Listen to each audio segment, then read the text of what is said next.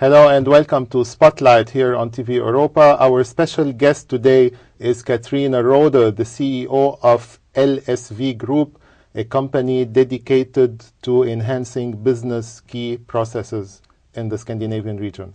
Welcome, Katrine. Thank you for coming. Thank you very much. Will you start by a brief introduction of yourself and your background? Of course. My background is mainly from the financial industry, where I had a long career working for the GE Corporation. And during that time, I had the pleasure of being trained as a black belt within the Six Sigma. But beyond that, my main background is working as a senior manager and leader in different international roles within Pricewaterhouse, GE, and for the past 6 years as the CEO for LSV Group. What is LSV Group? What is the mission and objectives of the company? The mission of the company is actually to be devoted to excellence in everything we do. We like to see ourselves as good at what we do. We don't have a broad variety of services, but we want to make sure that the best we can deliver within what we do. Okay, great. What is the concept behind the company? The concept behind the company is to deliver return on investment based services. And it is within 3 different service groups. It's Lean Six Sigma Educations, where all the students have to provide a project for their own company during the education. The second part is management consulting within enhancement of key business processes. Basically, it means we want to make sure that the companies earn as much money as they can at whatever they do, whether it's in the manufacturing industry or it's in the service industry. And the third concept we deliver is digitized processes. And for us, it's very important to distinguish between automation of a process and digitization of a process, because we don't automate anything. We make operational processes digitized so that they become more transparent to the top management. You mentioned the lean at students working on projects. What type of projects do they work on? That could be, let's say you have a sales process within an organization, and you can see that in order for a company to get, let's say, 10 orders, they have to be in contact with 100 businesses. Okay. If we can improve that process so that the 100 contacts becomes 10 new contracts instead of only 30 new contracts instead of only 10 contracts, that could be a project. Actually, it's based on DPMO, defects per million opportunities. So if one of our customers does something 1 million times, how many of those millions becomes defect and how many becomes success? And by decreasing the number of defects, we help the companies become better at earning money. Success. Exactly. Who's your target group? Who's your target market segment? That would be large and medium-sized companies. Why not small companies? Because a small company is still in the transferring phase of figuring out who they are, where they're going, and a lot of the processes in the small businesses does not have as high a volume that it would require to do a proper Lean Six Sigma project. You need kind of like a true volume where something is repeated a number of times to make new processes. How many employees are you in the company? We are 9. 9, with myself included. Okay. And what type of expertise do you recruit? I recruit 3 types of skills. One is Master Black Belts within the Lean Six Sigma, which is the highest rank you can be educated in within our industry. The second is marketing and communication, making sure, because communication and changes in the process is very important. If you don't communicate right to the employees when you change a process, it doesn't matter how good you are at Lean Six Sigma if you're not able to communicate it to the people who need to do the changes. And the last thing is IT science within process digitization. So depending on where we are in the project with the customer, because we have these 3 different types of services, I would require all 3 skills at some point during the project. Do you outsource sometimes part of your services?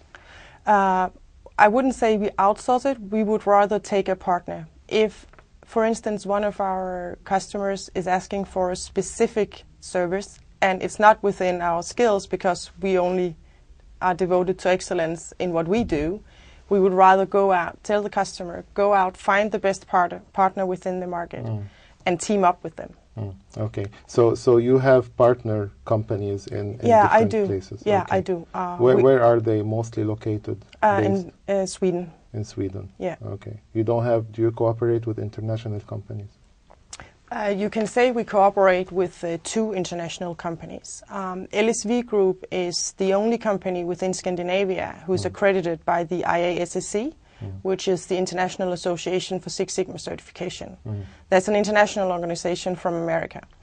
And by them accrediting us, we need to have a cooperation with them because they provide the right materials. They provide the fact that we deliver the right standard within our services. And the other company that we, by definition, cooperate with is an organization called People Cert, which is an organization that you can say it's the watchdog. A lot of companies delivers education within various different areas.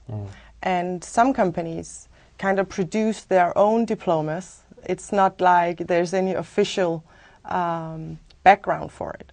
So what we do is we take in this People Cert group who guarantees that when students come out of LSV Group, it's an international certification. Yes. So they are qualified. Yeah, so if you move to Germany, for instance, you still have a valid certificate for the education we provided for the student. Okay. How do you look at competition today, market competition, and what do you do as a company to keep yourself competitive?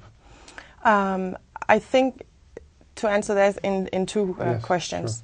Sure. Competition to me is, there's a very good quote, act local but think global, because in some way the marketplace has become larger but at the same time smaller because the competitors can move across borders as well as we do with our customers. Yes. We move across borders as well. So I think global but I act local. I make sure that I understand the culture within the local marketplace.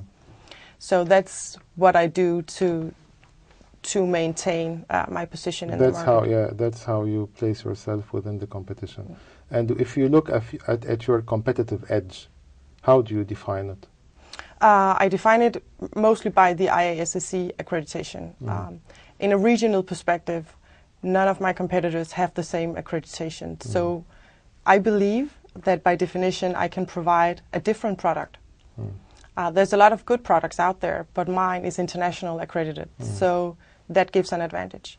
The other thing where I differentiate LSV Group from my competitors is the fact that we have the process digitization. It's a product called Tempus Serva.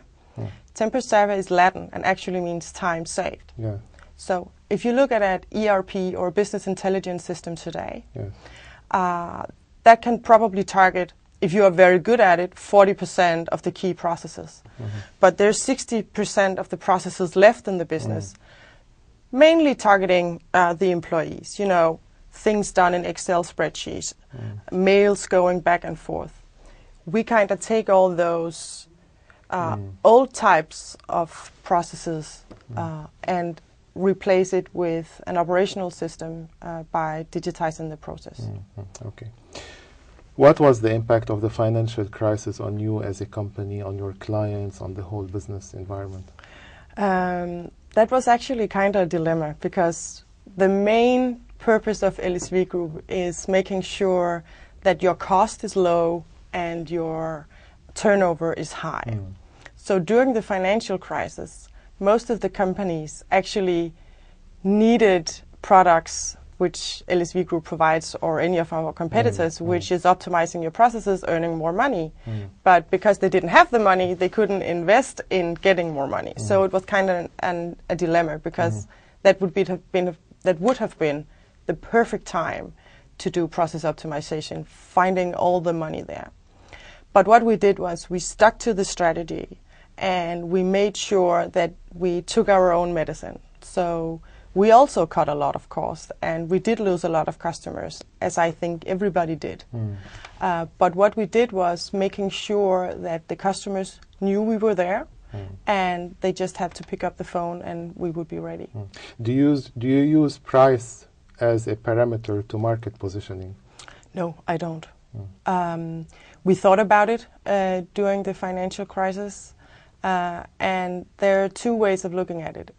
If I dump the price, it is very hard to get up at the level, even after the financial crisis. I can see it today. Everything is about price. It will be a setback in your business. Yeah, but what we did, if I can tell you just the actual strategy we took was saying, okay, as a customer, you don't have to pay for the services, but I'm going to take 50% of every dollar I save your company. Okay, so I take half the risk, the customer take half the risk. So in that sense, you can say we use price. But is it feasible to go into such an arrangement? It is. Okay. But what happened, funny enough, was that when we offered that to the customer, saying, okay, it's fair, we understand you don't have the money. It's a different situation, it's a difficult situation. So let's split the benefit of the project we are doing together, and your investment is the people and the time you put in it, and for me, it's the consultants and the trainers I put in. What happened then was, it became kind of like too powerful a tool to use. So in some way, it made the customer think, okay, so if LSV Group is willing to not take any money for the job, just saying, I'm going to take 50% of everything. And share profit. Share profit. They must believe in delivering. And then they took the normal contracts anyway and paid the prices we were asking. Did you implement this strategy also with recurring customers or only with new customers? We offered it to all customers, both new and potential and existing also customers. Customers that you did not know anything about their auditing reports, about the financial status of the company. Since we mainly work with the medium and very large companies, we always make some kind of check. Is their financial stability okay? But basically, yes, it was offered to everybody. How do you see the market moving today in the wake of the financial crisis? Do you see any signs of recovery? I do see a lot of signs of recovery. And mainly when you talk about investment. I think that a lot of companies woke up someday and realized that if you only invest in new products or in marketing or in sales, when something like the financial crisis hits you, you don't really have the tools or the power to change it around. It doesn't matter. It's paralyzed you. Exactly. It's paralyzing you if your only tools are products or services. If you don't know your processes, if you don't know your employees, and you don't know how your customers are going to react. What is the importance of process digitization in a company? I think it's very important. It's important for the top management level because with all these regulations going on, and since the financial crisis had hit at least the financial sector so hard, we have the SOX, we have the Basel, all these regulation that's there. So if you don't have your processes documented in a very, very solid way, it's difficult to earn up to those demands. So that's the top management. From an employee perspective, it's important to digitize your processes, because if you keep working in Excel spreadsheets or in Outlook, a lot of knowledge is gone. I mean, a lot of companies experienced they had to fire a lot of people during the financial crisis. But maybe they saved some money doing that. But all that knowledge that left the business when they fired all those people made it difficult for them to kind of come back and start over, because knowledge is the most important thing for any company, whether or not it's the manufacturing industry or it's the service industry. Some analysts are saying that process digitization is good. It is saving manpower and saving money for companies, but at the same time it is not providing synergy and harmony. No, and I think that's why I differentiate between digitize and automate, because automation, if you automate a process, I think that's true what the analysts are saying about that. But by digitizing, you are mainly kind of like putting an umbrella to cover what you're doing anyway. So you have the log, you have the documentation, you still have the flexible to change the processes, you still have the opportunity to form wherever the market is going. So to me, digitize and automate is two different things. And I believe that what they are talking about is fully automation, where you cut off the staff and have robots and machines taking over the jobs. And that's not what we are doing. Okay. What is the role of project management in securing efficiency, timeline, deadlines, and coordination between the different factors and elements of a company? When driving a project, Yes. We look at project management, or the project leader, if we can call it that, as the facilitator. A project leader or project manager should not be a member and should not be active in executing. The main skill a project manager have to have is to understand what's going on in the project team, where's the project moving, how can we work with the obstacles we are meeting, because there's always going to be obstacles when driving change. So I would say be the facilitator, don't be the member, and be open and be honest. Okay. If we talk about the skills of managers, project management, project managers today, how do you see it evolving around the increasing demand of market, especially when we talk about competition? I think leaders has become much more visible all over. It's like you are... There's so much focus about, is it good leadership, is it bad leadership? So in my belief, the skills of the good leaders, who is also going to be leaders we will look at 10 years from now, is the one that sticks to the truth and the ones that is willing to change, ready to change. My motto in this category is really act, don't react.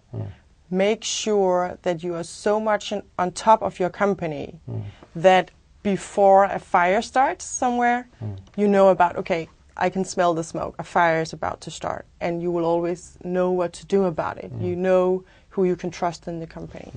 Do you believe that skills is or are a determining factor in making a company successful? Yes, I very much so believe that.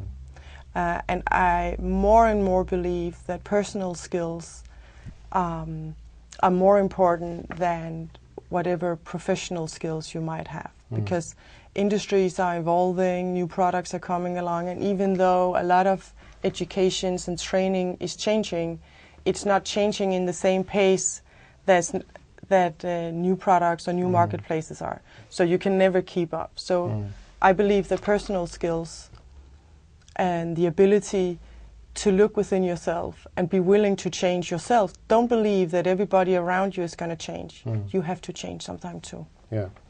How do you look at the potential of the Öresund region business-wise? I think that from infrastructure perspective, the Öresund region has all the opportunities to make a very, very good, solid foundation for businesses. I mean, you have the airport, you have the metro, you have the motorway just around it. The bridge, etc. to Sweden. Yes. I would say that 10 years from now, Öresund's region is going to be what the center of Copenhagen is today and was 10 years ago. It's kind of like you're moving an entire group of businesses, and then they are going to be established within that region. And I only think that it was slowed down because of the financial crisis. Yes. When we look at the Öresund region, there are many initiatives in composing or creating business forums. As a company, what are your expectations from such business forums? What do you want to get and give? What we want to give is offering the expertise. We would like to offer whatever expertise we have to be part of the group.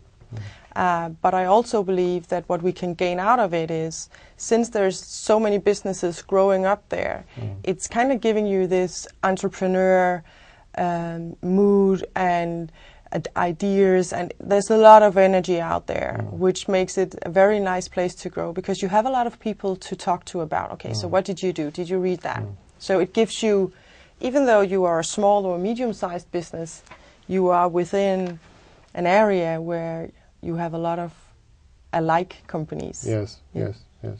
And sometimes it's important to find out how you contemplate each other as companies. Exactly. Instead of competing. Exactly. When we look at the EU as a marketplace, many companies see in the EU a great potential where they can, broad out their businesses and alliances and so on. And some others, they fear this huge market because they can't find out how to move and where to move. How do you look at the EU market?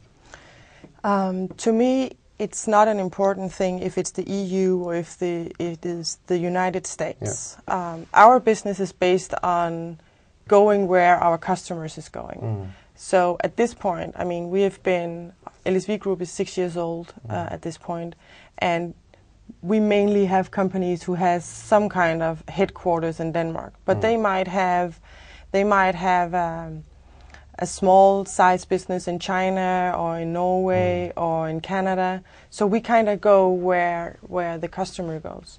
The EU perspective, from an LSV perspective, is mainly what's politically decided. Our business services does not really have any dependencies or options whether it's not the EU. So having an open market economy in the EU did not really bring any added value for you as a company? No. Okay. When we talk about marketing, how do you market yourself, your services? We marketing mainly by social medias, articles, interviews, speeches, lectures. What about advertising? We don't believe in advertising. Why? Because I believe that if I advertise what I do, it's not really a proof. Being a new business in the market, even though we've been here for 6 years, we're still a new player in the market field. So I believe that we have to prove or demonstrate what we do. So our goal is, from a marketing perspective, that I can measure my success.